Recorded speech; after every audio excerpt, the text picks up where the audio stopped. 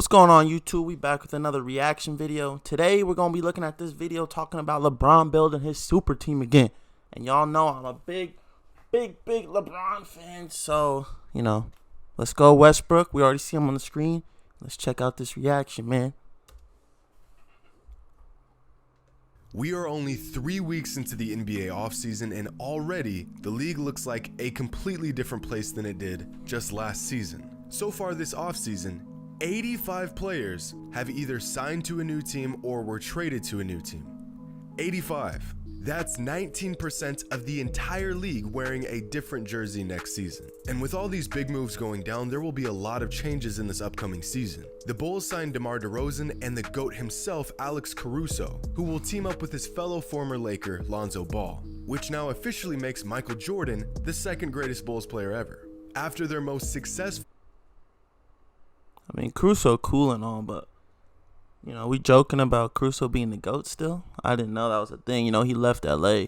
We don't joke about him being the GOAT no more. He's cool still, but we don't make the Caruso jokes. He out of LA, so it's a completely different story.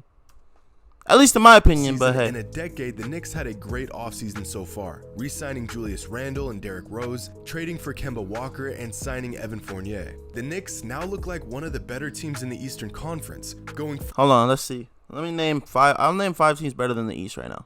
You got the Bucks, the Nets, still the Sixers, the Hawks are better, the Heat are probably better. The Pacers, I don't know, maybe. Sabonis is kind of nice. I'm definitely missing somebody. I don't know. Oh, the Celtics. That's 6-7 teams already better than the Knicks. No cap.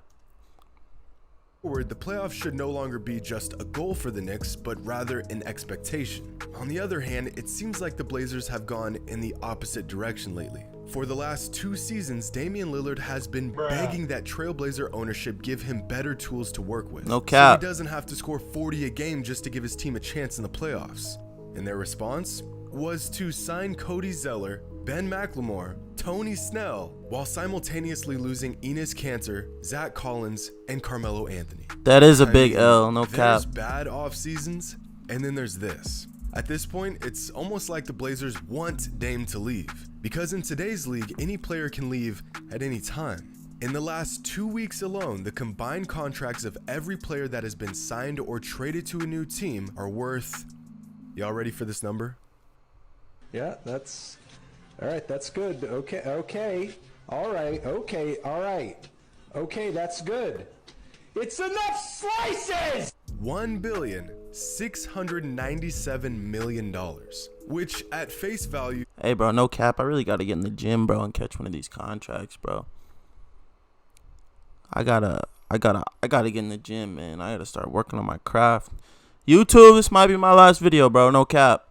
Number. But for reference, in the entire history of the WNBA, which has been around for 25 seasons, there have been a total of $271 million worth of player contracts. Which means in just the last 3 weeks, NBA players who were signed or traded to new teams have agreed to over 6 times more money in contracts than every single WNBA player in the history of the W. I'm not gonna lie, I'm pretty sure Steph's contract was what, 4 years, like 200 mil, bro?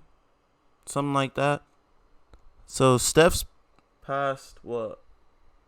I don't know, like his contract is almost as much as the last 25 years of WNBA contracts. It's kind of ridiculous. NBA. But there is a difference between WNBA and NBA. Signed in just 20 days. All of these contracts were signed over the course of 25 years.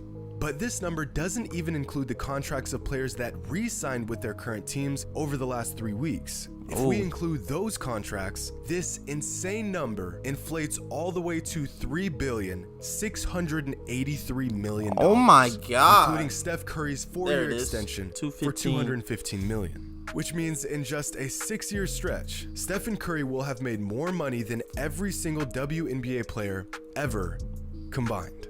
But Stephen Curry is the kind of player that you pay whatever you need to keep him around. He demands that type of money, unlike many other players, because for every good contract in the NBA, there's about a dozen bad ones. The Miami Heat just re-signed Duncan Robinson for $90 million, the largest contract of any undrafted free agent in NBA history. And I'm happy for the guy. But that also means that next season, Robinson will be making more money than players like Jordan Clarkson, Christian Wood, and Jonas Valanciunas. On that same note, Duncan Robinson's teammate Jimmy Butler just signed a max extension worth $184 million. Jimmy Buckets. Now, don't get me wrong, Butler is a great player, but this contract is extremely hefty for a guy who just averaged 14 points per game in the playoffs while getting swept out of the first round. This contract means that when Jimmy Butler is 36 years old, he'll be making nearly $52 million in the final season of this 4-year deal. This also means that by next season, Jimmy Butler will be making more money than Joel Embiid, Nikola Jokic, Anthony Davis, and will be making just about as much as Giannis. Like I said, Butler is a great player who offers a lot more than just numbers on a box score. But to pay him like he's a generational talent doesn't seem like the best investment for a franchise looking to build on their young talent. But the big story that has unfolded over the last 2 weeks is the Los Angeles Lakers. There is a lot to unpack here. So where do we begin? Well, for starters, the Lakers are a completely different team than they were even 2 weeks ago.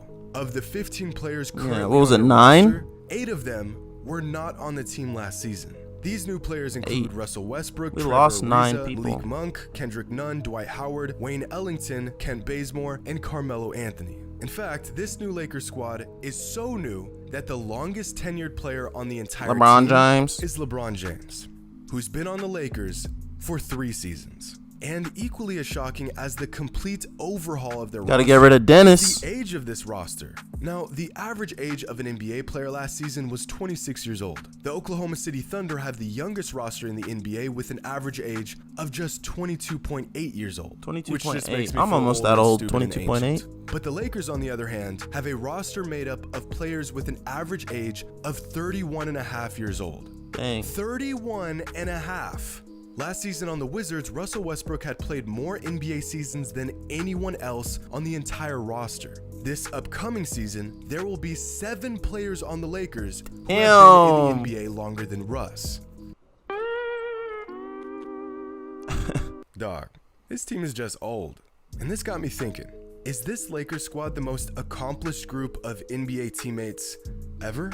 I mean, with all that age comes MVP. experience and accomplishments. MVPs. So here's a breakdown of some of the major accolades and awards that the 2021-2022 Lakers roster has amassed, including some absolutely ridiculous totals like 55 All-Star appearances and 17 All-Defensive Team selections. If we compare these numbers to, let's say, the 2017-2018 Warriors, it's not even close. And that's because this isn't a fair comparison. the 04 Lakers. At the time, the stars of the 2017-18 Warriors were all in their prime with a lot of years left to play and a lot of awards left to win. But the exact opposite can be said about this Lakers team. Most of the big names are past their primes. Their best days on the court long behind them. So instead of comparing them to the Warriors, let's try to find a 04 more Lakers. suitable comparison. What about last year's Nets team? Still, not even close. Okay, let's try the 2017-2018 Cavaliers, an experiment similar to this Lakers team that LeBron tried to pull off, recruiting old friends and big names of the past to try to win a ring. Still, nowhere close to the 2022 Lakers. 04 Lakers. All right, I've got a team that I think is pretty comparable. The 2003-2004 Lakers, when the organization brought in Karl Malone on his last leg and a serviceable Gary Payton to try to make up for the deteriorating relationship between Kobe and Shaq. Well, we're getting closer, but... Alright, before we continue this video, let's think. I think the Lakers should have one more Defensive Player of the Year because I think I think AD should have won that year over Giannis, but it could have gone either way. And then for the MVP side, Kobe and Shaq should both probably have one more MVP. Kobe could honestly have 2 or 3 more MVPs. So that would, even it out to about 5. All defensive teams. Yeah, that's fine. And Defensive Player of the Year. I don't know if I think Gary Payton won one. But yeah, All-Star appearances, that's crazy, bro. That's crazy. Dang. But if they played each other, everybody in their prime, because think about it, the 2021 team has Dwight as well. If he's in his prime Dwight, I don't know, bro. I don't know, because the 4 for the 03 and the 04 team, their 5th player is probably like, what, Robert Horry or Derek Fisher. And none of those players are better than Russ, Melo, Bron, AD, or Dwight. But Shaq is going to demolish them. LeBron's going to demolish. I don't know. It's just going to be a high-scoring game, to be honest. But, got to play 2K to find out what would really happen. Still not there. Okay, let's try one last roster. One of the biggest failed experiments in recent NBA history that also took place within the Lakers organization. The 2012-2013 Lakers, when Kobe Bryant and Pau Gasol joined forces with veteran Steve Nash and a prime Dwight Howard. If y'all can recall, when this team was assembled, it broke headlines. On paper, one of the most stacked teams of the last few decades, and a roster that most closely resembles the star power and accomplishments of this 2022 Lakers team. This team had the second best preseason odds to win a championship that season. Fast forward 8 months, a bunch of injuries, and one clean sweep by the Spurs in the first round of the playoffs, and this roster was never to be seen or heard from again. And we all quickly learned that how a roster looks on paper compared to reality can often be two very different things. I think we can all agree that this Lakers team is more talented than the 2012 team. Anthony Davis is in his prime. LeBron is still looking like a top 5 player in the league. Westbrook just led the NBA in assists on his way to averaging a triple-double for the 4th time in his career. Carmelo Anthony has found new life as a great spark off the bench, still one of the best shot makers in the game. And Dwight Howard is, well, he's Dwight Howard. Aside from age, the biggest knock on this team being their lack of shooters. But if you take a closer look at this roster, they have more shooting power than you may believe, with 4 players shooting better than 40% from downtown. But, these guys, we won't talk about them. But Halen and AD were that bad. AD's not going to be that bad this year. Whether they are a super team or not. And in my opinion, the obvious answer is yes. Of course they are. Simply because they have 2 all-NBA caliber players and another all-star caliber player as well. I'm really not sure how you would make the argument that this isn't a super team, and it honestly has nothing to do with Melo signing or the addition of Dwight, but rather because we already know that AD and LeBron can win a title with an average supporting cast. So a championship level team adds an all-star and more depth. Well, you do the math. Scary hours for the NBA. Ever assembled, there's really only 2 outcomes to this experiment. A, they at least make it to the finals and meet expectations, or B, they completely fall apart before the playoffs even begin. This has been the fate of every single super team in existence, at least in regards to their first season together. There's really been no in between.